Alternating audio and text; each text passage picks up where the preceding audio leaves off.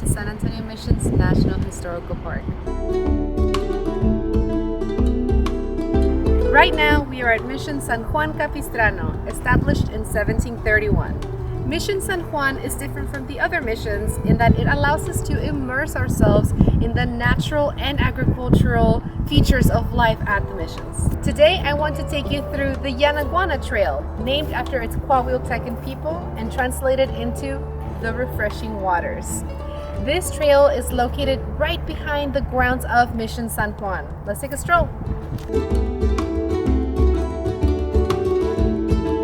Welcome to the Yanaguana Trail, where we can transport ourselves back in time to life for local Texas Native Americans prior to living at the missions. Before colonialism and Spanish arrival, this was home to various local indigenous groups. They worked, played, hunted, and gathered together in family groups called bands. Many tribes explored this area of the South Texas Plains region, including the Comanche and the Apache Lipan tribes. Attracted by its abundance of game and other resources, the Comanche began their southern migration, but not until after the Apache were already established here. Whilst the Apache people often traveled and hunted by foot, the Comanche were well equipped with horses, overthrowing most of the enemies in the area. As we walk through this trail, we are surrounded by tall and beautiful trees.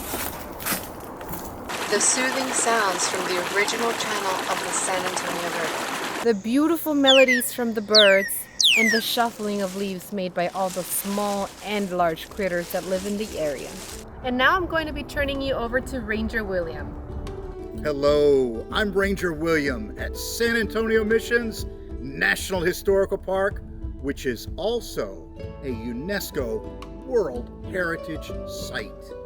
In any environment, we find ourselves surrounded by safe, edible, highly nutritious plants. At the same time, we may encounter dangerous, toxic plants that may prove lethal to human beings. As a hunter and gatherer, it was of utmost importance that members of these small bands understand the difference between what was edible and what wasn't. A good rule of thumb for dangerous plants is leaves of 3, let it be. Here are some examples. Here are some more examples of common toxic plants that one must stay clear of. Now imagine having to be familiar with all of the plants in this ecosystem and having to know their advantages and disadvantages. This is the tremendous knowledge that the indigenous carried as hunters and gatherers living in this magnificently wooded area.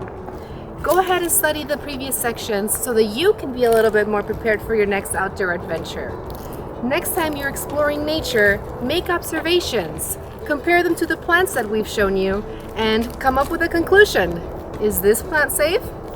Visit your national park to continue learning more about preserving natural and cultural resources such as this one, so that you and future generations may continue to enjoy them. Thanks, and we'll see you next time.